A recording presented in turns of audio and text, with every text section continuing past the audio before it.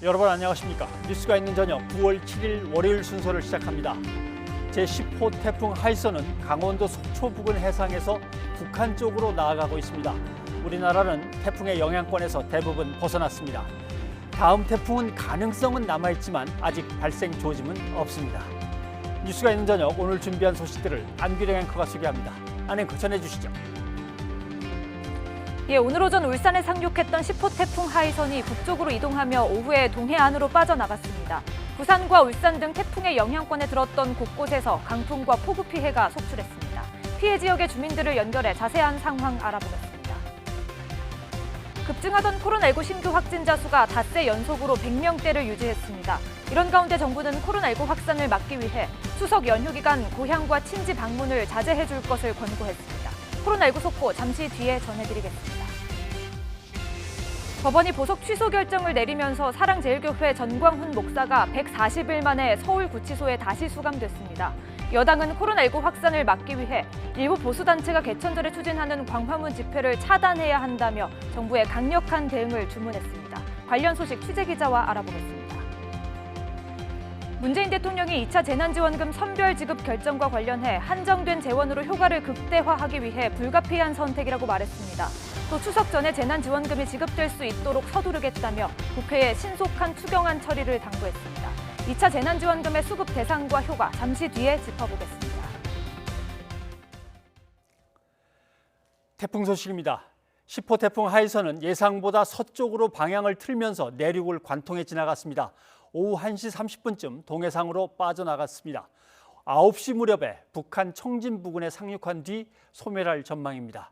기상센터를 연결해서 태풍 상황 알아보겠습니다. 홍나실 캐스터. 네, 기상센터입니다. 네, 이번에도 태풍 피해가 영남, 영동 지방에 집중됐군요.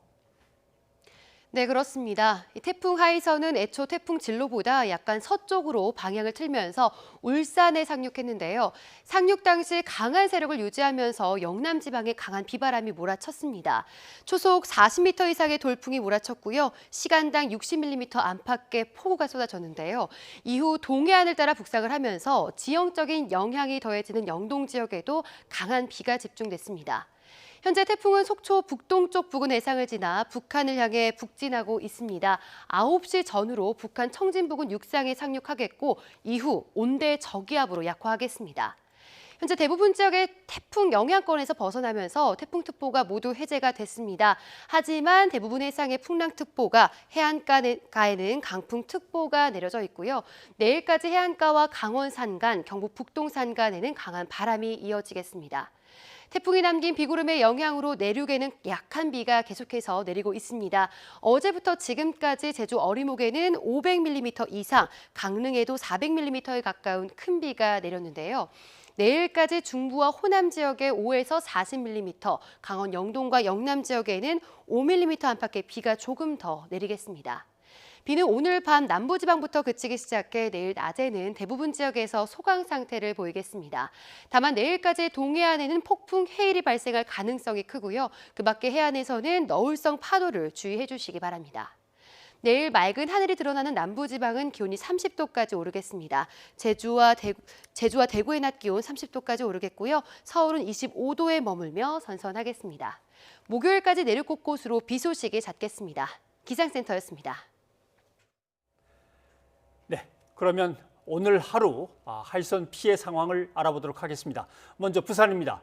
부산에서는 집채보다 큰 파도가 해안을 넘었습니다. 건물에는 큰 구멍이 뚫렸고 해안 도로도 쑥대밭이 됐습니다. 김종호 기자가 취재했습니다.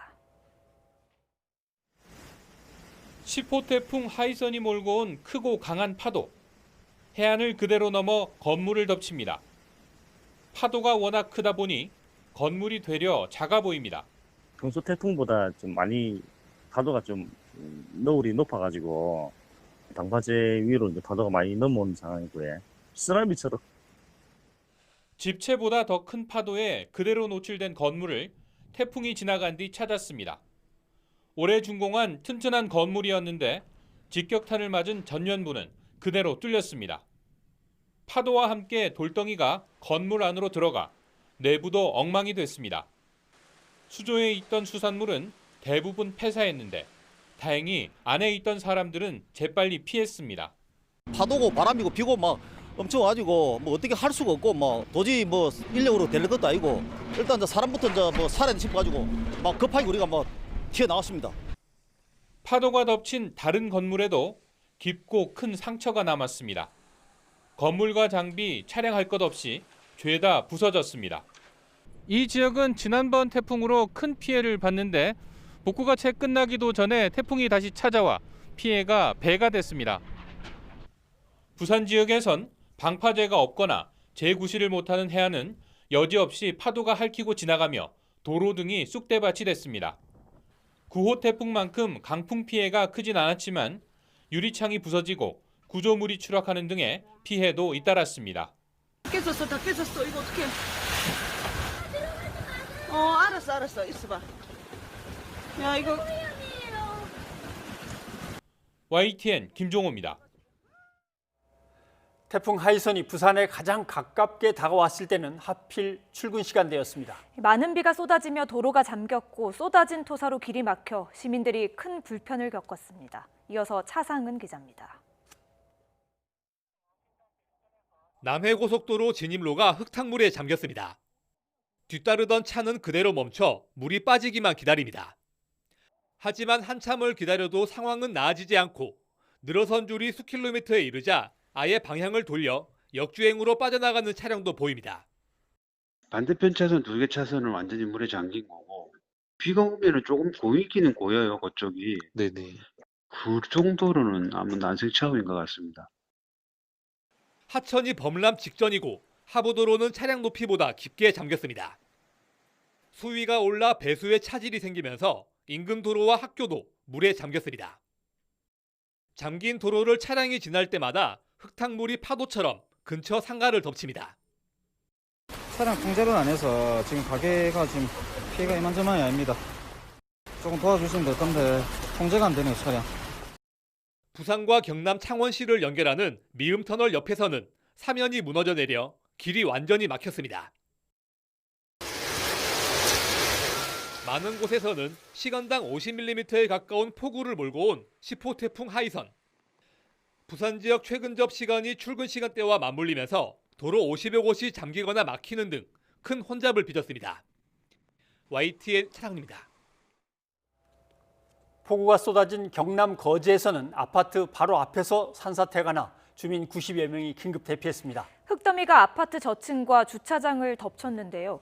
일부 주민은 소방대원의 도움으로 간신히 탈출하기도 했습니다. 박종혁 기자입니다.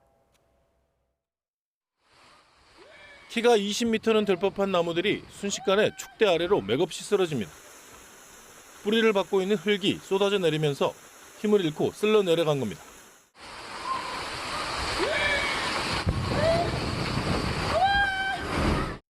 나와보니까 큰 바위가 하나 떨어졌어요. 그 다음에 한 10분 간격으로 토사가 계속 내려오고 다음에 나무가 떨어지고. 산사태가 난 건 아침 7시 10분쯤. 커다란 굉음과 함께 토사가 아파트 현관 쪽으로 밀려왔습니다.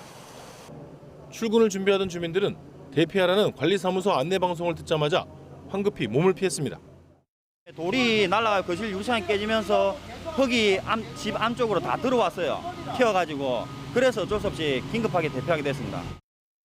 입구가 막혀 빠져나오지 못한 일부 주민은 소방대원 도움으로 창문을 통해 겨우 탈출했습니다. 아파트로 쏟아진 경사면은 500제곱미터. 주차장에 있던 차 여러 대도 그대로 흙더미에 파묻혔습니다.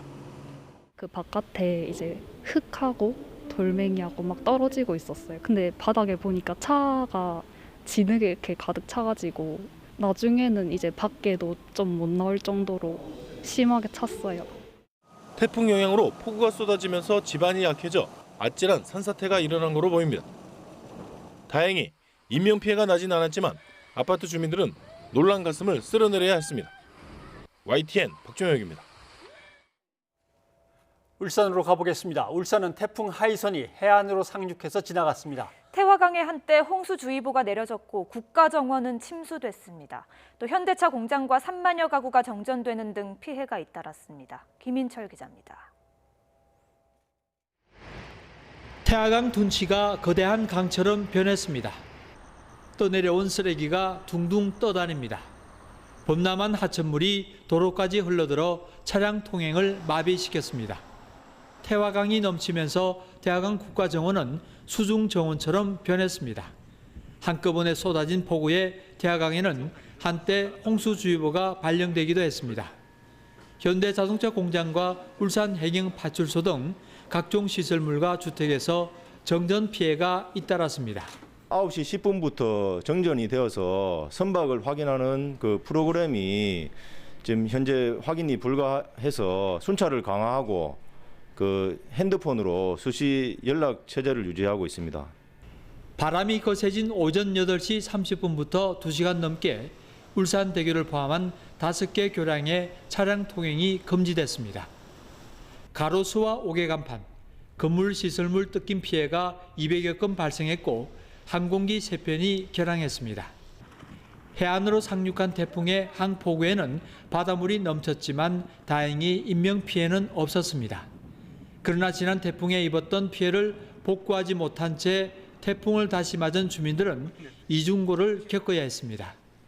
YTN 김인철입니다. 대구 경북도 지난주 태풍 마이삭에 이어서 다시 태풍 하이선의 영향권에 들어갔습니다. 경북 울진에서는 불어난 물에 휩쓸린 60대가 실종됐습니다. 이윤재 기자입니다. 방파제를 넘어 항구 안쪽으로 들어오는 파도. 태풍 하이선 위력은 지난주 지나간 태풍 마이삭만큼이나 강했습니다. 민박집 간판은 힘없이 부러져 주차된 자동차를 덮쳤고 파도에 누런 거품이 된 바닷물은 마을로 들어차 아수라장이 됐습니다. 잇따라 덮친 태풍에 해안가 주민들은 할 말을 잃었습니다. 이 다 뭐 간판이고 뭐 다 날아가 버리고 그걸 또 뭐 내만 그런 게 아니고 객지니까 안 그래도 지금 코로나 때문에 손님들이 없거든요. 예약도 많이 취소됐고 그런 데다가 태풍이 와가지고 이렇게 뭐 2중구, 3중구를 겪으니까. 동해안을 따라 난 7번 국도는 비바람에 쓰러진 전봇대에 막혔습니다. 쓰러진 전봇대는 철근을 그대로 드러냈고 바람이 그치지 않아 논밭으로 기울어진 건 손도 대지 못했습니다. 차들이 앞에 한 3대가 정도가 서 있더라고요. 갈지 말지 해서 주저하고 있던데 그 앞에 보니까 이제 전봇대가 팍 쓰러져 있더라고요. 전선은 또 덜렁덜렁하고 있고 위험해 보여가지고. 경주와 포항을 거쳐 동해로 흐르는 형산강은 쏟아지는 빗물에 턱 밑까지 차올랐습니다. 경주 강동대교와 포항 형산교에는 한때 홍수주의보가 내려졌습니다. 형산강 상류 지역 주민들은 구조대 도움으로 겨우 대피했습니다. 물이 빠진 창고는 그야말로 난장판, 쌓아둔 연탄, 농기계 모두 흙탕물을 덮었어 어디부터 치워야 할지 엄두가 나지 않습니다. 연탄이 문제가 아니고 나락창고에 막 살이 뭐 나락이 잠겨보면 뭐 당장 밥을 못 해 먹는 판인데 뭐 우리가 탁 당해보이 말할 수가 없어요. 울진에서는 60살 남성이 트랙터를 타고 가던 중 급류에 휩쓸려 실종됐습니다. 경북 지역 4개 시군에 40여 명이 주택 침수로 대피했고 19,000여 가구에 전기 공급이 끊겼습니다. 수확을 앞둔 농작물도 태풍에 휩쓸려 농민들 가슴을 아프게 했습니다. YTN 이윤재입니다. 그러면 지금부터는 태풍 피해 지역에 계시는 분들을 직접 연결해서 당시 상황을 좀 들어보겠습니다. 울릉도는 태풍에 직접 영향을 받은 곳인데요. 지금 상황은 어떤지 장민규 울릉군 방제 하천 팀장이 지금 전화로 연결돼 있습니다. 장 팀장님 안녕하십니까? 네, 안녕하십니까? 네. 한반도는 벗어났다고 하지만 울릉도는 여전히 영향권에 속해 있는 듯합니다. 현재 날씨는 어떻습니까? 네, 현재 이곳은 5시부터 태풍 경보가 해제되었습니다. 하지만 풍랑경보 및 풍랑주의보는 계속 발효 중인 상황이며 오늘 오후 4시에 최고 파고 13.3m를 기록했고 현재까지 10m 이상의 최대 파고를 기록하고 있는 상황입니다. 지금 하이선의 영향을 보면 마이삭 태풍과 너무 흡사한 상황인데요. 마이삭 태풍보다는 파도 강도가 약하지만 지속 시간이 더 긴 상황으로 내일 아침까지 영향이 있을 것으로 예보되고 있습니다. 네. 태풍 당시에 바람의 세기가 어느 정도로 느낄 수 있었습니까? 지금 파도들이 지금 전에처럼 방파제를 다 넘어와서 내양까지 내습을 하고 있는 상황입니다. 예. 역대 경험하신 여러 개의 태풍들하고 비교를 해보면은 이번 하에서는 좀 어떻습니까?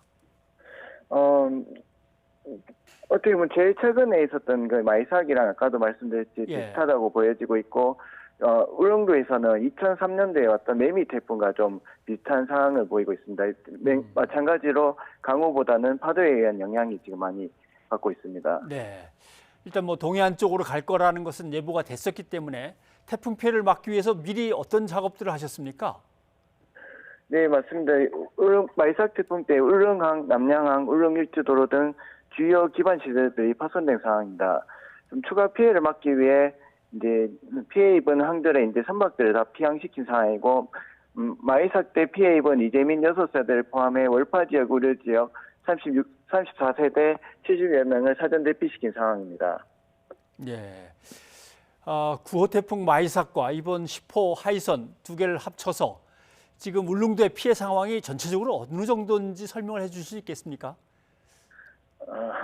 아까 전에도 말씀드렸겠지만 울릉군에 이제 주요 항들이 파손되었고, 예. 주 이동 수단인 울릉일주도로가 파손되어 이동이 지금 제한되고 있는 상황입니다. 예. 바로 연이어 올라온 하이선으로 피해항이 선박 피항 및 화설문들에 대한 이제 정리를 하고 있는 상황입니다. 정리를 했는 상황입니다. 네. 예.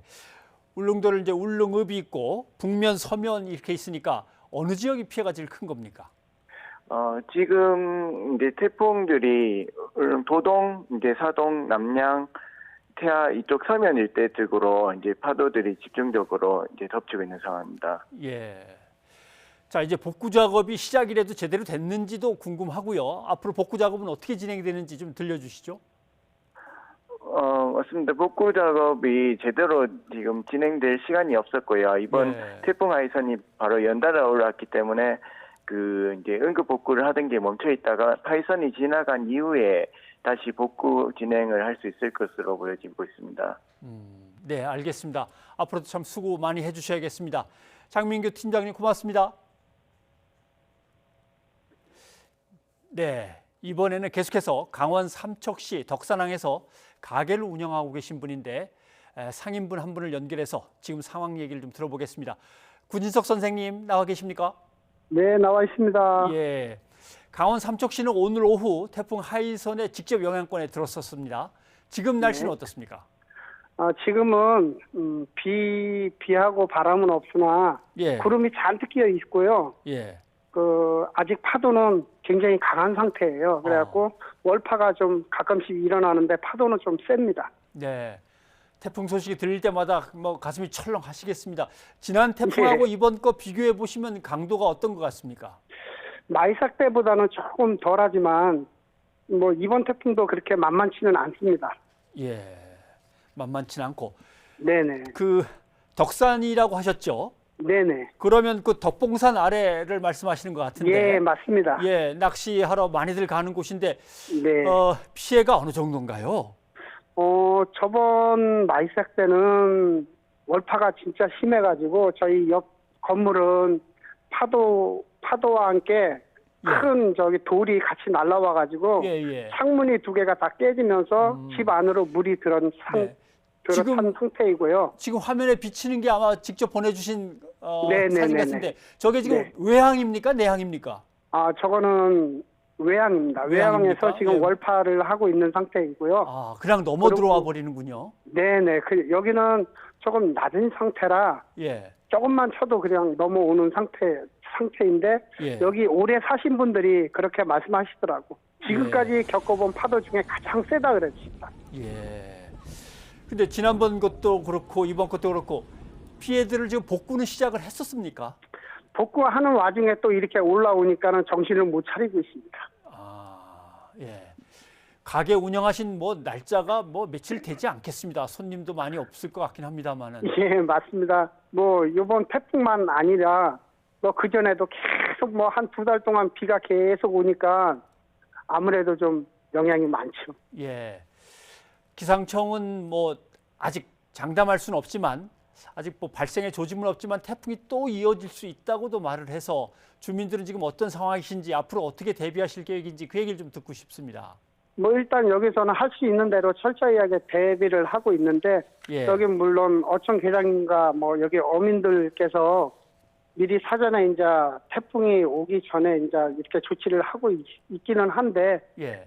뭐 순식간에 들어차는 거는 어떻게 할 수가 없더라고요. 예. 뭐 그래도 이제 피해를 최소화하기 위해서 전부 다 노력을 하고 있습니다. 네.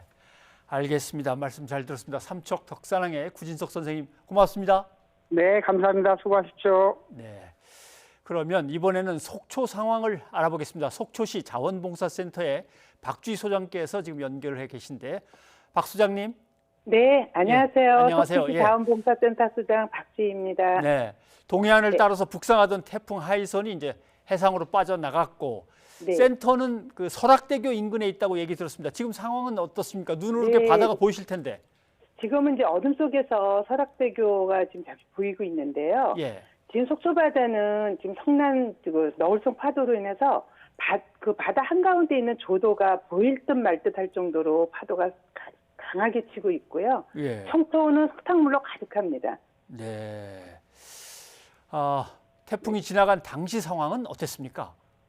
당시 상황에는 그나마 속초는 다행인지 삼척이 지난다 할 때는 속초에는 비바람이 굉장히 강했었는데 예. 오후 2시쯤 강릉 앞바다를 지난다 할 때는 그나마 속초는 다행히 조용히 지나간 것 같습니다. 네. 지난 마이삭 때는 바람은 별로 없었고 비가 많이 내려서 피해가 많았었고요. 이번은 비바람이 강하게 불다 보니까 하이선 때문에 피해가 더 클 거라는 생각을 했었는데 다행히 속초는 좀 잘 지나간 것 같습니다. 네. 태풍 빠져나가고 나서 시내를 좀 둘러보셨습니까? 네.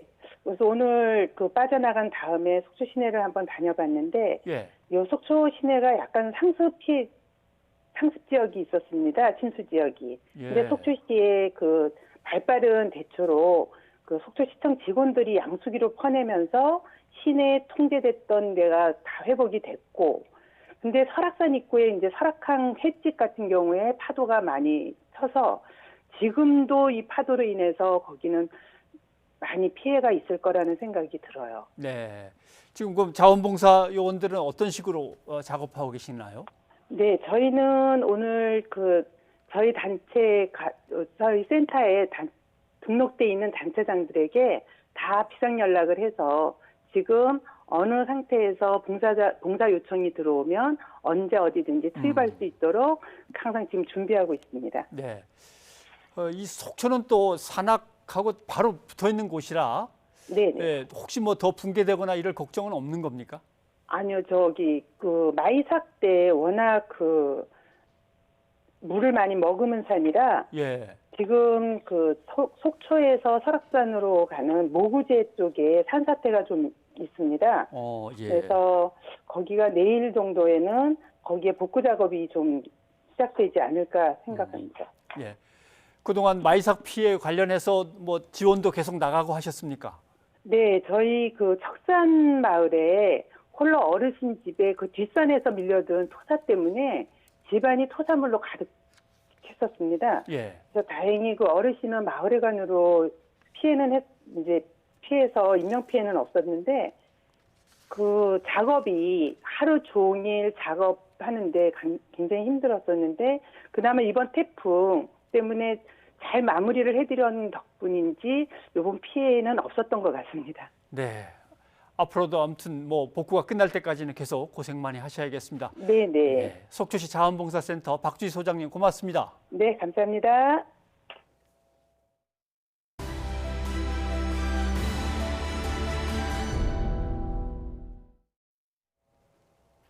오늘 하루 태풍 하이선으로 피해가 속출하면서 저희 YTN에는 수많은 제보가 들어왔습니다. 그래서 지금부터는 시청자들의 생생한 제보 영상을 통해 태풍의 피해 상황을 살펴보도록 하겠습니다. 예, 특히 해안 지역에서는 높은 파도로 인한 피해가 속출했는데요. 먼저 김경수 기자가 정리했습니다. 부산 북항 부두벽을 세차게 때린 파도가 4층 건물 높이만큼 솟아오릅니다. 건물 외벽을 직접 때리고 가는데 육지와 바다의 경계가 어딘지 헷갈릴 정도입니다. 광안대교와 부산의 초고층 건물을 배경으로 집채만한 파도가 넘실댑니다. 세찬 바람에 힘을 받은 파도의 모습은 영화 해운대의 한 장면을 떠오르게 합니다. 부산 오륙도 앞 방파제에 막힌 파도는 용트림하듯 솟구쳐 오릅니다. 맹렬한 파도의 기세에 방파제 위 등대가 유독 조그맣게 보입니다. 부산 기장군 해안가의 횟집 주차장도 파도가 점령했습니다. 쏜살같이 움직이며 가로등 높이까지 솟구쳤다가 건물 바로 앞까지 밀고 들어오기도 합니다. 자고 일어나고 밖을 보니까 파도가 너무 많이 쳐갖고 집 2층까지 넘어올래 해갖고 방파제도 다 뛰어넘고 그래갖고 되게 당황했어요. 진짜 태풍이 너무 무섭더라고요. 강풍에 버티지 못한 시설물도 많았습니다. 경남 창원에서는 힘없이 꺾인 가로등이 근처를 지나던 승용차를 덮치는가 하면 가로등이 꺾였어요. 경북 포항에서는 국도변을 따라 전신주들이 위태롭게 기울어졌습니다. 쓰러지려는 나무를 붙잡고 안간힘을 쓰는 소방관들의 모습이 렌즈에 생생히 담기기도 했습니다. 울산에서는 떨어져 나간 건물 외장재가 도로 위에 온통 흩뿌려졌습니다. 태풍 하이선은 바다의 신이라는 이름값을 하듯 곳곳에 파도와 강풍으로 인한 피해를 남겼습니다. YTN 김경수입니다. 네, 토사가 덮친 펜션 그리고 불어난 하천에 끊겨서 잠겨버린 다리, 참담한 장면들은 그 밖에도 많습니다. 산사태와 침수 피해도 잇따랐는데요. 계속해서 제보 영상으로 확인해 보시죠. 김세호 기자입니다. 펜션 건물 주변이 온통 자갈과 흙더미입니다. 앞마당에는 냉장고부터 양동이까지 온갖 물건들이 나뒹굴고 집 뒤편은 토사로 가득합니다. 갑자기 쏟아진 폭우에 야산에서 흙과 돌더미가 쏟아져 내린 겁니다. 태풍으로 물기 생기면서 그 물이 한꺼번에 토사하고 같이 집을 확 덮어붙어요. 뒤에서 집을 뚫고 나갔어요. 불어난 계곡물에 마을 입구에 있는 다리도 끊겼습니다. 이 때문에 주민 대여섯 명이 고립되기도 했습니다. 내일 아침부터가 작업을 할 건데 오늘은 딴 데 단장면 쪽에 다른 데 피해가 많아가지고 못 오고. 도로 턱 밑까지 차오른 하천은 곧 넘쳐 흐를 듯 위태롭습니다. 집마당에는 이미 물이 들어찼고 주변 농경지까지 잠겼습니다. 바라보는 주민은 한숨만 토해냅니다. 도로 한복판에 토사와 함께 나무가 통째로 쏟아져 내린 곳도 있고 아파트 뒷산 흙더미가 무너져 내려 주차돼 있던 차들을 덮치기도 했습니다. 강한 비바람을 몰고 온 하이선은 영남 지역 곳곳을 핥히고 4시간 반 만에 동해 먼바다로 빠져나갔습니다. YTN 김세호입니다. 네, 제보 영상 속에는 태풍 속 위험에 놓인 동물들의 모습도 포착됐습니다. 비바람에 개집이 통째로 날아가 개 2마리가 지붕 위에 고립됐다가 가까스로 구조됐고 불어난 물에 고라니가 휩쓸리기도 했습니다. 이번 제보 영상은 부장원 기자가 전해드리겠습니다. 경북 포항의 한 시장 골목. 1층짜리 가게 지붕 위에 난데없이 커다란 개집 한 채가 얹혀 있습니다. 창살 안엔 개 2마리가 옴짝달싹 못한 채 갇혀 애처롭게 바깥을 바라봅니다. 맞은편 건물 옥상에 있던 개집이 강한 비바람에 10m 넘게 날아와 떨어진 겁니다. 옆 건물 옥상 한 4, 5층 높이 건물인데 옥상에서 키우던 개가 날아와가지고 개집 통째로 나가고. 갑작스러운 충격에 지붕이 폭삭 내려앉으면서 건물이 무너질지도 모르는 상황. 동네 주민들 신고에 출동한 119 구조대가 크레인까지 동원한 끝에 무사히 구조했습니다. 경북 구미시의 한 수로에선 급류에 휩쓸린 고라니 한 마리가 발견됐습니다. 온 힘을 다해 헤엄치면서 고개를 내밀어 보지만 물살이 워낙 빠른 데다 수로 벽이 높아 쉽사리 빠져나오지 못합니다. 그럼 물소리가 많이 흘러가는 소리 듣고 보니까 고라니가 있더라고요. 무릎까지밖에 안 나오는 수로거든요. 수로인데 오늘 물이 많이 내려오더라고요. 몸도 가누기 힘든 비바람이 몰아치면서 사람뿐만 아니라 동물들도 순환을 면치 못했습니다. YTN 부장원입니다. 수도권은 태풍 하이선의 피해가 상대적으로 훨씬 적었습니다. 장마에다 지난 태풍으로 피해가 컸던 경기도 주민들은 안도의 한숨을 내쉬었지만 복구 작업은 아직도 엄두를 내지 못하고 있습니다. 신준명 기자입니다. 게릴라 폭우와 태풍 마이삭 피해의 흔적이 여전히 남아있는 경기 남부. 지난 태풍 마이삭의 영향으로 벼들이 이렇게 누워버렸습니다. 열흘 뒤엔 수확에 들어가야 했을 벼들이었는데 이렇게 물에 잠겨서 수확해도 더 이상 팔 수가 없게 됐습니다.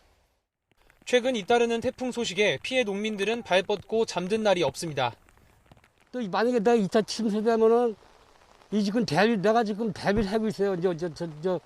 요번에 하도 못 건져섰어요. 지금 몸만 나갔어요. 차만 끌고. 밤낮으로 걱정을 하고 있어요, 지금. 재상전 처음 겪는 일이에요, 이게. 이런 계절은. 참 문제가 많습니다, 이게. 어떻게 될는지 모르겠습니다, 이거. 어떻게든 간에 정부 차원에서 조금이라도 좀 힘 좀 보태줬으면 좋겠습니다, 예. 물에 잠겼던 가구와 가전제품들을 아직 치우지 못한 주민들도 하루하루가 조마조마합니다. 아유, 태풍 또 올 것 같으면 마음이 조력조력해 나쁘지. 걱정해지지, 전부 아들, 딸들 다. 동네 사람도 그렇고.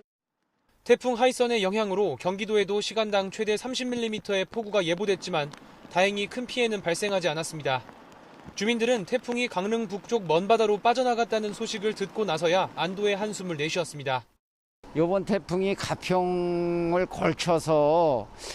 쪽을 걸쳐서 간다고 그래서 엄청 걱정을 하고 있었습니다. 이 태풍이 비 오고 바람은 아직 후프가 있다고 그러는데 무사히 지나갔으면 아주 좋겠습니다.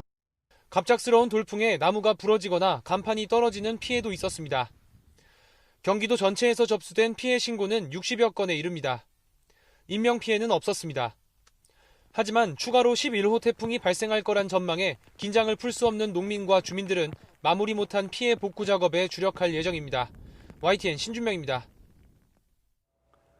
초강력 태풍 하이선이 지나간 일본의 피해 상황도 속속 드러나고 있습니다. 밤새 이어진 비바람에 인명피해가 수십 명에 이르고 40만 가구 넘게 정전됐습니다. 도쿄 이경아 특파원이 전해드리겠습니다.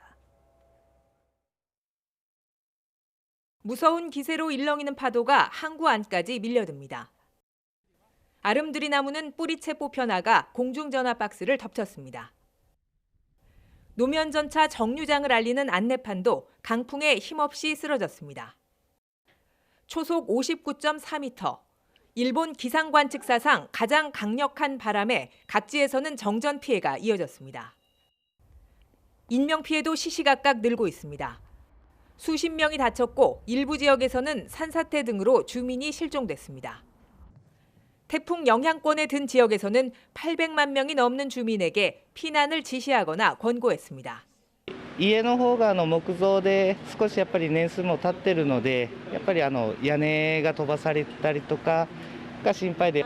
ホテルなんかもですね当たってみたけども一件も空いてなかったんですよ。みんな満室で。 태풍은 한반도로 북상했지만 강한 비바람은 당분간 이어질 전망입니다. 큐슈 등 일본 서부뿐 아니라 중부까지 영향을 미쳐 추가 피해도 우려됩니다.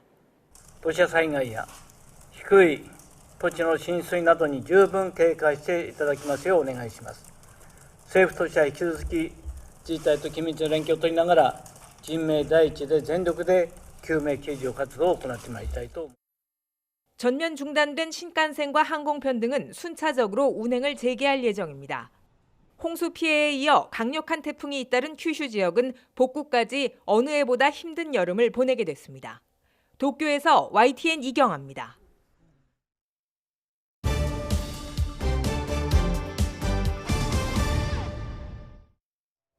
지금부터는 코로나19 속보 전해드리겠습니다. 코로나19 신규 환자가 닷새째 100명대를 기록했습니다. 정부는 강화된 거리 두기의 효과로 확산세가 꺾였다고 평가하면서도 방심해서는 안 된다고 강조했습니다. 이형원 기자입니다.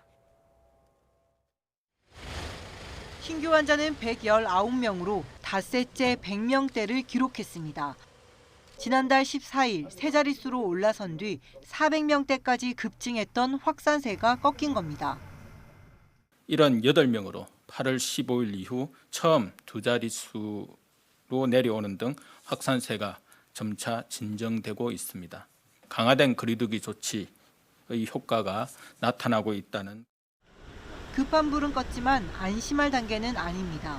감염 경로를 알 수 없는 환자는 여전히 20%를 넘습니다. 조용한 전파가 상당하다는 건데 모이면 언제든 감염될 수 있는 겁니다. 밀폐된 실내 환경에 여러분들이 밀접해서 모이게 되고 더군다나 거기서 이제 술이나 음식 또 뭐 음료를 드시게 되면은 집단 감염이 언제든지 폭증할 가능성이 높기 때문에 특히 최근 검출된 바이러스는 감염력이 높은 GH 그룹으로 확인돼 환자가 속출할 가능성이 큽니다. 이제 감염력이 좀 더 높아지기 때문에 바이러스에 노출됐을 때 각 개개인이 감염되고 양성으로 확인되는 그런 비율이 과거에 비해서 최근에 이제 좀 더 많지 않은가라는 그런. 이에 방역 당국은 방심은 금물이라며 최대한 감염에 노출되지 않도록 주의해달라고 당부했습니다. 거리 두기를 철저히 지키고 의심 증상이 조금이라도 나타나면 재빨리 검사를 받아달라는 겁니다. YTN 이영훈입니다. 의과 대학생들의 의사 국가시험 거부가 집단 휴진 사태에 새로운 불씨가 되고 있습니다. 대한의사협회는 구제책을 마련해야 한다고 촉구했지만 정부는 예정대로 시험을 시행하기로 했습니다. 김종균 기자입니다. 올해 의사 국가시험 실기 응시율은 14%에 그쳤습니다. 재접수에도 불구하고 전체 응시자 3,172명 중 446명만 원서를 접수했습니다. 응시 대상의 86%인 2,700여 명은 추가 연기나 재신청이 없을 경우 대량 유급 사태가 불가피합니다. 하지만 정부는 시험은 예정대로 시행된다고 못을 박았습니다. 실기시험은 만반의 준비를 갖추어 차질 없이 진행될 것입니다. 재신청을 다시 연장하거나 추가 접수를 받는 경우는 생각하지 않고 있습니다. 이대로 가면 내년에는 2,700여 명의 신규 의사가 나오지 않게 됩니다. 수련 병원은 인턴 의사를 모집하기 어렵고 공중보건이 군의관 등도 부족해질 수 있습니다. 당장 대한의사협회는 의대생들이 국가고시에 응시할 수 있도록 구제책을 마련해야 한다고 성명을 냈습니다. 또 의대생 구제책이 없다면 정부 여당과의 합의 역시 더는 의미가 없다고 강조했습니다. 대한전공의협의회 비대위도 2주 내에 의대생 구제가 없으면 단체 행동의 수위를 높이겠다고 밝혔습니다. 또한 단체 행동을 일단 중지한 의대 교수들은 응시 거부 의대생들을 둘러싼 상황을 지켜보고 다시 행동에 나설지 결정하겠다는 입장입니다. 의대생의 대량 유급이 현실화할 경우 집단 휴진 사태는 새로운 국면으로 바뀔 수 있습니다. YTN 김준길입니다. 무기한 집단 휴진을 이어가던 전공의들이 내일 아침 7시부터 업무에 복귀하기로 했습니다. 박지현 대한전공의협의회 비대위원장은 온라인으로 진행된 전공의 대표자 회의에서 이같이 밝히고 국가고시 응시를 거부한 의대생들이 구제되지 않을 경우 단체 행동 수위를 강화할 것이라고 밝혔습니다. 질병관리본부는 올해 인플루엔자 예방접종은 전 국민의 37%인 1,900만 명에게 인플루엔자 사가 백신으로 무료 지원한다고 밝혔습니다. 무료 접종 대상은 생후 6개월에서 만 18세 어린이, 임신부 만 62세 이상의 고령자입니다. 내일부터는 생후 6개월에서 만 9세 미만 어린이 가운데 2회 접종이 필요한 어린이부터 무료로 독감 예방접종이 시작됩니다. 질병관리본부는 주사를 맞고 2주 뒤부터 효과가 나타나기 때문에 11월까지 접종을 완료해달라고 당부했습니다. 최근 대전 사우나에서 경로가 불분명한 집단 감염이 발생했는데 뒤늦게 방문 판매 설명회와 관련된 사실이 드러났습니다. 일부 확진자들이 동선을 거짓으로 진술하고 방문 판매 사무실에 간 사실을 숨겼기 때문인데요. 관련 확진자가 대전에서만 14명 나왔습니다. 이문석 기자입니다. 집단 감염이 발생한 대전시 중구 사우나입니다. 50대 세신사가 확진된 뒤 동료 세신사와 손님 등이 줄줄이 양성 판정을 받았습니다. 하지만 감염 경로는 오리무중이었습니다. 그런 와중에 대전 동구의 건강식품 방문 판매 사무실에서 또 다른 집단 감염이 확인됐습니다. 서울 지역 확진자 접촉자로 통보된 업체 대표가 양성 판정을 받은 뒤 부인과 직원 등이 잇따라 확진됐습니다. 그런데 업체 방문자 조사에서 생각지도 못하게 확진된 사우나 직원의 이름이 나왔습니다. 이를 토대로 방역당국이 다시 역학조사를 벌였더니 해당 직원이 집에 머물렀다고 진술한 날 방문 판매 사무실에 다녀온 사실이 드러났습니다. 8월 25일 날은 집에 머물렀다고 말씀하셨습니다. 저희 조사 과정에서. 근데 실질적으로는 오후에 저게 간 기록이 있어가지고 결국 해당 사무실 방문자를 통해 사우나 관련 감염이 시작된 거로 파악됐습니다. 대전시는 방문 판매 집단 감염 연결고리인 서울 강서구 확진자 역시 동선을 허위 보고해 역학조사를 방해했다고 했습니다. 역학조사관에게 대전에서 지인들을 1시간가량 보고 돌아왔다고 했는데 CCTV 확인 결과 대전 방문 판매 사무실에 온종일 머물렀다고 밝혔습니다. 더구나 이 방문 판매 업체는 무등록 상태였고 설명회 전 반드시 신고하라는 행정명령도 어긴 것으로 조사됐습니다. 방역당국은 1분 1초가 시급한 역학조사를 거짓말로 방해하고 감염을 막기 위한 행정명령을 위반한 확진자들을 모두 고발하기로 했습니다. YTN 이무석입니다. 법원이 사랑제일교회 전광훈 목사의 보석을 취소하면서 전 목사는 석방 140일 만에 다시 구치소로 수감됐습니다. 전 목사는 다시 수감되는 순간에도 방역 방해에 대한 책임을 부인하는 모습을 보였습니다. 네, 취재기자와 자세한 내용을 알아보겠습니다. 이현아 기자. 네. 예, 오늘 오후에 서울구치소로 재수감된 거죠. 그렇습니다. 공직선거법 위반 등 혐의를 받는 이 전 목사가요. 결국에는 140일 만에 재수감됐습니다. 재판부는 오늘 이 전 목사가 법원이 정한 보석 조건을 위반했다면서 보석 취소 결정을 내렸는데요. 재판부는 앞서 지난 4월 보석을 허가하면서 위법한 집회나 시위에 참가해선 안 된다는 조건을 달았는데 전 목사가 광복절 집회에 참가해서 발언도 하고 불법 집회 논란까지 이어지자 이 보석 조건을 어겼다고 판단을 한 겁니다. 또 재판부는 전 목사가 보석 보증금 5천만 원 중 3천만 원을 국가에 귀속을 시켰고요. 오늘 재판부가 별도 신문 절차 없이 서면 심리만 거쳐서 보석 취소 결정을 내렸는데요. 하지만 전 목사는 끝까지 방역을 방해한 적이 없다고 주장을 하면서 이번 법원 결정에 강력 반발했습니다. 들어보시죠. 당연히 해야죠. 우리 교회는 이 방역을 방해한 적이 없다는 것을 이 공무원들이 다 알고 있어요. 네, 그러면서 들으신 것처럼 법원의 보석 취소 결정에 대해 즉각 항고하겠다고 밝혔고요. 재판부의 오늘 결정은 검찰이 전 목사에 대한 보석 취소를 청구한 지 20여일 만에 내려진 건데요. 광복절 집회 허용 등 법원에 대한 국민 여론이 따가운 가운데 지난주 검찰이 신속한 처리를 재차 주문하자 오늘 결정을 내린 것으로 보입니다. 예, 전 목사는 다시 수감이 됐고요. 이런 가운데 사랑제일교회 신도는 동선을 거짓말로 진술해서 다시 고발이 됐다고요. 네, 전북 군산시에서 벌어진 일인데요. 감염병 예방법 위반 혐의로 해서 60대 여성 A씨를 군산시가 고발했습니다. A씨는요, 이 성북구 53번 확진자 접촉자로 분류가 돼서 지난달 16일에 검사를 받고 양성 판정을 받았습니다. 하지만 A씨 군산시 역학조사에서 보니까 사랑제일교회 신도로 지난달 15일 전세버스를 이용해서 광복절 집회에 참석했지만 이런 사실을 숨기고 또 거짓 진술을 한 것으로 드러났습니다.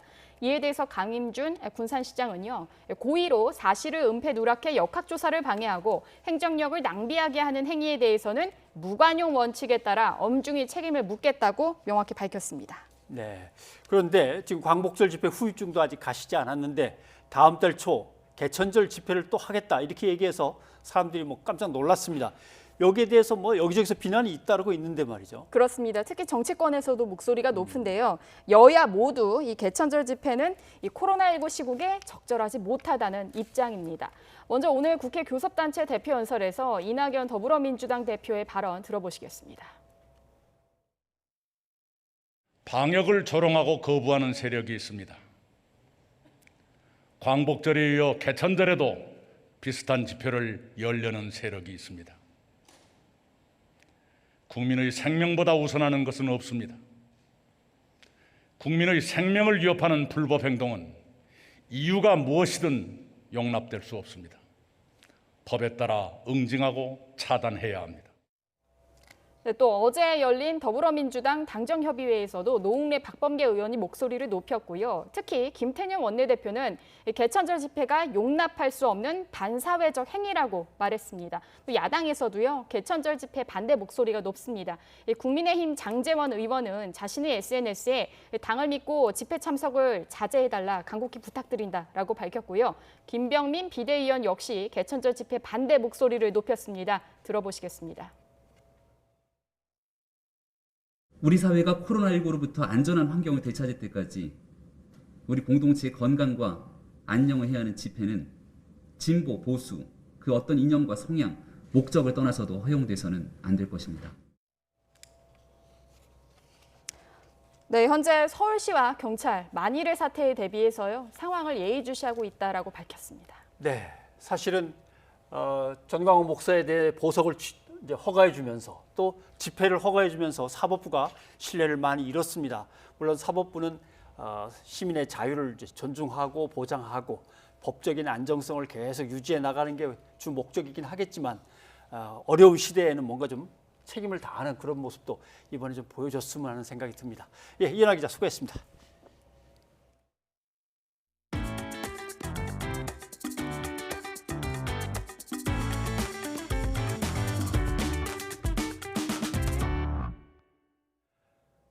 국회를 취재하는 언론사의 기자가 확진 판정을 받으면서 국회가 문을 연 지 이틀 만에 일부 건물이 또 폐쇄됐습니다. 이 기자와 동선이 겹쳤던 국회의원들도 긴급히 선별 검사를 받았고 주요 일정도 줄줄이 취소됐습니다. 최민기 기자가 보도합니다. 이흥구 대법관 후보자에 대한 임명동의안을 처리하는 국회 본회의. 박병석 의장이 국회 내 코로나19 확진자 발생 소식을 황급히 알렸습니다. 방금 국회 출입 기자 중 한 분이 코로나19 확진자로 확인되었습니다. 이에 따라 국회는 또 방역 작업에 들어갔습니다. 지난 3일 국민의힘 당직자가 확진 판정을 받아 일부 건물이 폐쇄된 이후 문을 연 지 이틀 만에 다시 추가 확진자가 나온 겁니다. 국회 내 확진자는 이번이 세 번째입니다. 추가 확진자는 국회 출입 취재기자로 지난달 26일 더불어민주당 최고위원회의를 취재한 뒤 확진 판정을 받은 다른 언론사 사진기자와 같은 공간에 있었습니다. 당시 선별검사에선 음성이 나와 자가격리가 해제됐지만 그 뒤 이상 증세를 느껴 다시 받은 검사에서 양성 판정을 받았습니다. 이에 따라 국회는 확진자가 다녀간 국회 내 동선을 따라 본관, 의원회관 일부 층과 기자들이 머무는 소통관 건물에 대해 긴급 방역에 들어갔습니다. 확진 소식이 전해진 뒤 민주당 이낙연 대표는 오후 일정을 취소하고 자택으로 돌아갔고 확진자와 동선이 겹쳤던 한정혜 정책위의장도 코로나19 선별검사를 받았는데 음성 판정을 받았습니다. 특히 코로나19로 인한 이 대표의 귀가는 이번만 벌써 5번째입니다. 지난 1일 국민의힘 법제사법위원회 소속 의원들의 긴급 기자회견도 취재기자 동선에 있었던 사실이 확인되면서 소속 의원 전원이 보건소로 이동해 검사를 받았습니다. 다만 국회는 예산결산특위 결산심사 소위와 여성가족위원회 전체 회의 등 예정됐던 일정은 장소를 옮겨 진행했고 국민의힘 교섭단체 대표연설도 추가 확진자가 없으면 차질 없이 추진한다는 방침입니다. YTN 최민기입니다. 국민의힘은 추미애 법무부 장관 아들의 군휴가 특혜 논란에 대해서 지도부까지 나서서 비판 수위를 높였습니다. 민주당은 과도한 정치 공세라며 일축하고 있지만 자칫 제2의 조국 전 장관 논란으로 번지지 않을까 긴장하고 있습니다. 우철희 기자입니다. 추미애 법무부 장관 아들의 군휴가 특혜 의혹을 집중 제기하고 있는 국민의힘에서는 김종인 비상대책위원장까지 직접 가세했습니다. 잘못된 자식사랑 정도가 아닌 반헌법적, 반사회적 범죄, 법치 모독과 파괴라는 날선 단어들로 비난하면서 추미애 장관의 즉각적인 사퇴를 촉구했습니다.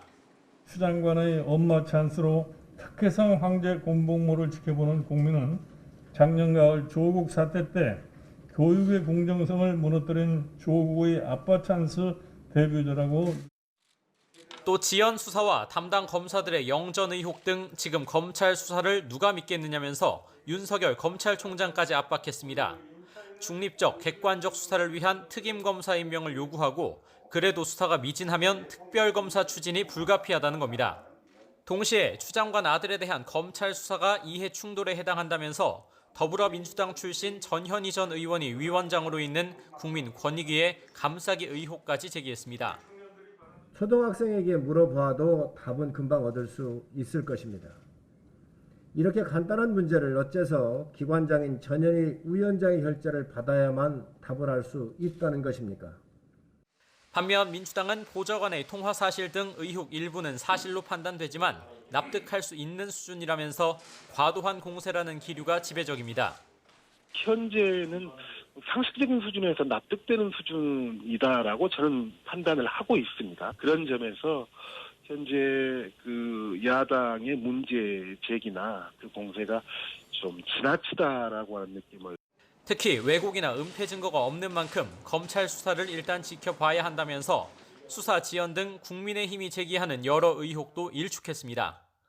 나경원 전 원내대표는 고발 사건이 있었는데 그것은 수사가 진척이 안 되고 있죠. 그것 역시 훨씬 더 오랜 기간. 이처럼 국민의힘의 총공세에 민주당은 애써 신중하게 대응하려 하지만 조국 사태의 트라우마에 신경 쓰는 분위기는 역력해 보입니다.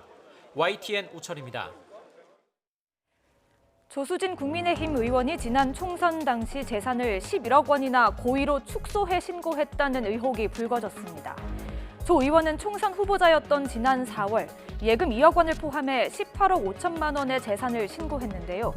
그런데 지난달에 공개된 국회의원 재산 내역에 따르면 조 의원의 재산은 예금 8억 2천만 원과 채권 5억 원을 포함해 모두 30억 원으로 5달 만에 무려 11억 5천만 원이 늘어난 것으로 나타났습니다. 이와 관련해 조 의원은 총선 직전 서류를 급하게 준비하다 실수가 빚어졌다고 해명했는데요. 하지만 김용민 더불어민주당 의원은 11억 원을 실수로 누락했다는 해명을 수긍할 사람이 얼마나 되겠느냐면서 고의 누락 의혹을 제기했습니다. 황희석 열린민주당 최고위원도 100만 원, 200만 원도 아니고 몇억 원에 받을 돈을 빼먹다니 매우 특이한 분이라고 꼬집었습니다. 공직선거법상 재산을 허위로 기재하면 5년 이하의 징역 또는 3천만 원 이하의 벌금에 처하게 되는데요. 파문이 커지자 중앙선거관리위원회도 조 의원의 재산 고의 누락 의혹에 대해 사실관계 확인에 나섰다고 밝혔습니다. 국민의힘 의원의 재산 형성을 둘러싼 논란은 또 있습니다. 주호영 국민의힘 원내대표, 박근혜 정부 시절 이른바 재건축 특혜 3법에 찬성표를 던진 뒤 자신이 소유한 강남 재건축 아파트로 23억 원의 시세 차익을 거뒀다는 언론 보도가 있었는데요.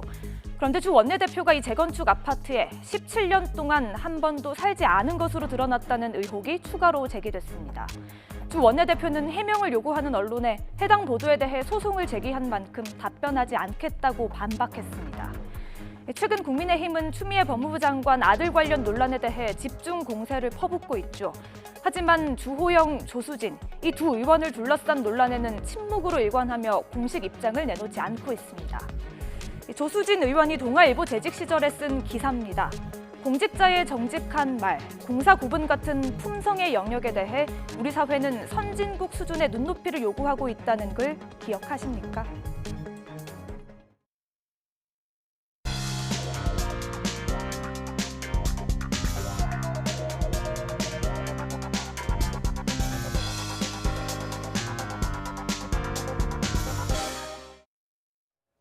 전 국민 지급과 선별 지급을 두고 격론이 오갔던 2차 재난지원금에 대해서 당정이 추석 전 선별 지급을 공식화했습니다.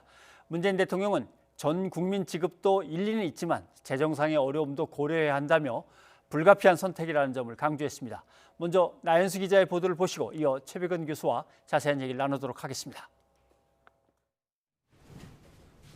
문재인 대통령은 수석 보좌관 회의 모두 발언의 상당 부분을 2차 재난지원금 맞춤형 지급에 대한 이해를 구하는 데 할애했습니다. 다른 의견도 있을 수 있다면서도 불가피한 선택이라는 점을 설명했습니다. 국민 모두에게 재난지원금을 지급하자는 의견도 일리가 있습니다. 하지만 현실적으로 재정상 어려움이 큽니다. 1차 때와 같은 전국민 지급을 주장하면서 정부 여당을 향해 원망과 배신감이 커질 것이라고까지 비판한 이재명 경기도지사를 염두에 둔 것으로 보입니다. 가장 시급한 선별 지원 대상으로는 소상공인과 자영업자를 꼽았습니다. 한계 상황으로 몰리고 있는 소상공인과 자영업 등 어려운 업종과 계층을 우선 돕고 살려내는 데 집중하고자 합니다. 지금 시기 가장 시급하고 절박한 일이기 때문입니다.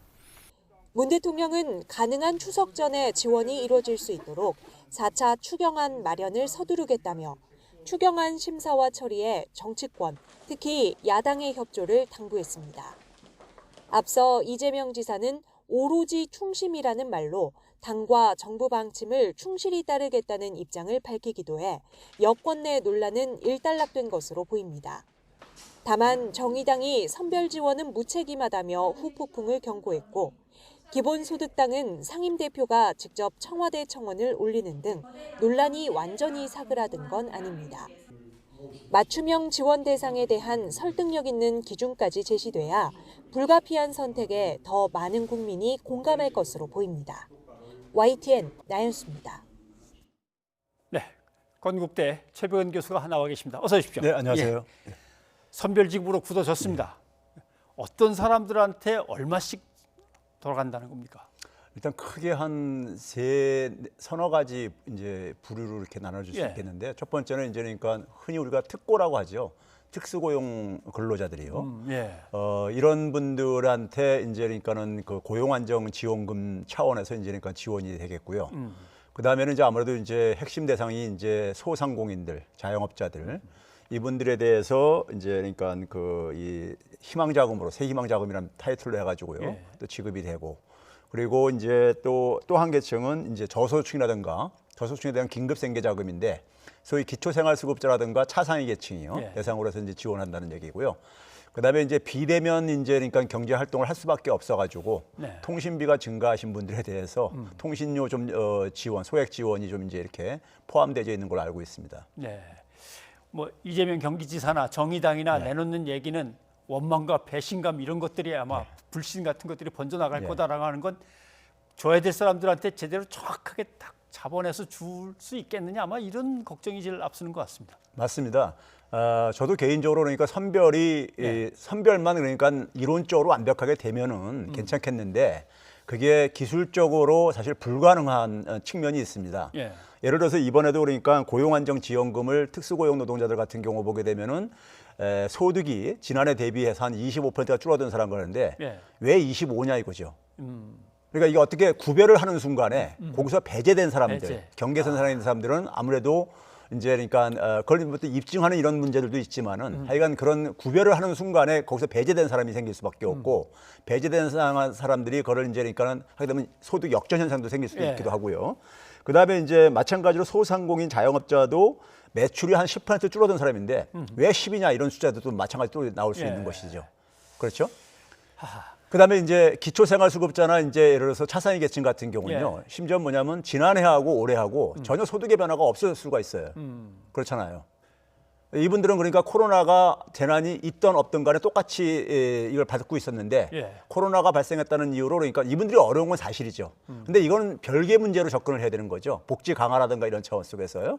근데 이런 분들은 소득이 전혀 감소 안 하는데도 또 지원을 저소득층이라는 이유로 지원을 받게 되고요. 그러니까 이런 여러 가지 문제가 그다음에 이제 특수고용 노동자의 그러니까는 뭐 사실 우리가 현실적으로 보게 되면 굉장히 다양한 직종들이 있어요. 그렇죠. 법적으로 그러니까 다 커버가 안 되어지는요. 제도적으로요. 그러니까 이런 것들을 다 어떻게 이제 이걸 구별해낼 것인가 하는 이런 문제들이 있다 보니까는 이제 여러 이제 말들이 많이 나오는 것이고 국민들도 한 3분의 2가 전체한테 지급하는 게 바람직하다 이런 얘기가 나오는 겁니다. 근데 이제 경론이 오갈 때 옆에 이렇게 들어보니까 물에 많이 젖은 사람과 적당히 젖은 사람을 어떻게 구별하려고 하느냐. 젖은 거는 다 젖은 거지라고 하는데 젖은 거하고 빠진 거하고는 또 다르지 않냐. 뭐 여러 가지 나오고 대통령은 국가재정도 좀 이번에도 좀 어렵긴 어렵고 이번에는 이렇게 다 주긴 어려운데 한데 국가재정은 조금 이해는 하십니까? 이 부분? 아니요. 대통령님께서 저는 이제 그러니까는 그 두 가지 측면을 좀 얘기하고 싶은데요. 먼저 지금 이제 민주당의 이낙연 대표가 선별 지급을 주장을 했었어요. 그렇죠. 당대표 선거 과정에서도요. 그런 상황 속에서 사실 취임한 지 얼마 안 됐는데 그분하고 대통령이 그러니까 다른 의견을 내기가 굉장히 힘들었을 것이다. 다른 의견은 그걸 브레이크를 만약에 건다면은 사실 당 운영이 굉장히 처음부터 힘들어질 수도 있잖아요. 그래서 이제 그런 측면을 배려했을 거라는 생각이 좀 들고요. 두 번째는 뭐냐면은 제가 가장 이제 안타까운 게 뭐냐면요. 제가 계산을 해봤어요.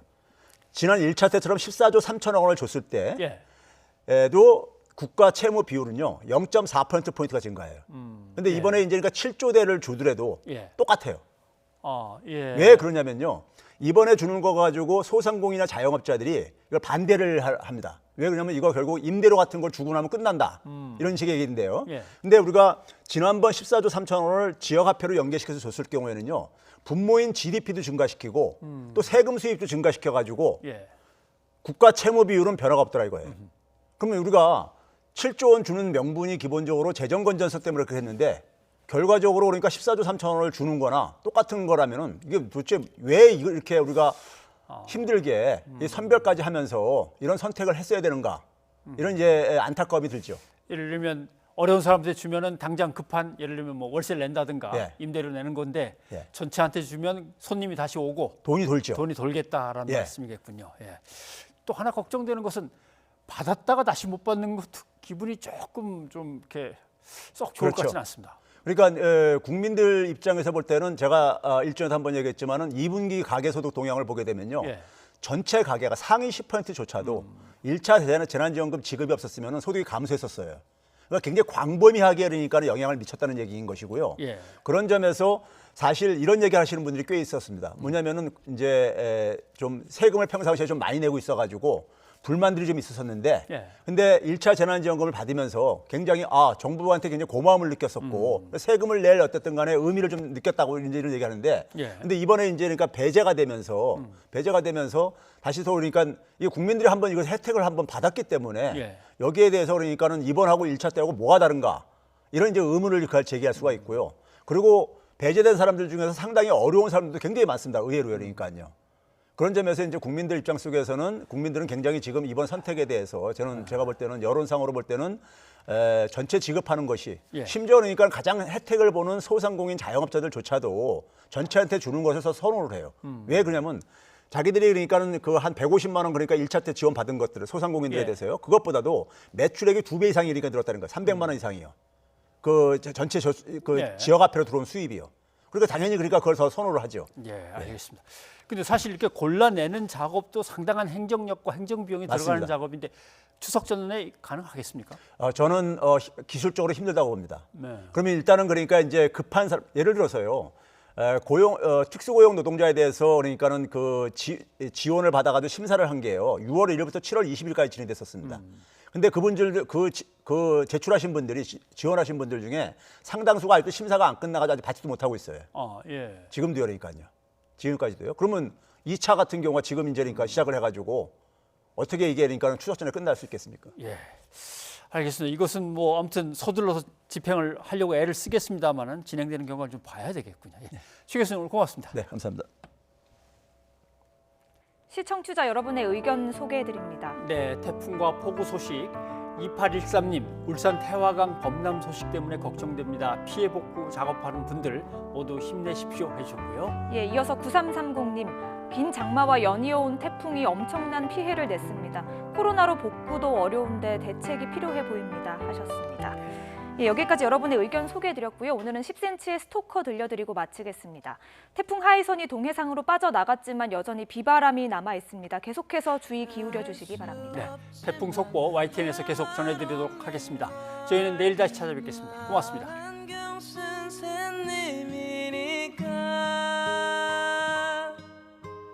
내가 이렇게 사랑하는데 이렇게 원하는데 나는 아무것도 알 수 없고 바라만 보는데도 내가 그렇게 불편할까요? 내가 나쁜 걸까요? 아마도 내일도 그 애는 뒷모습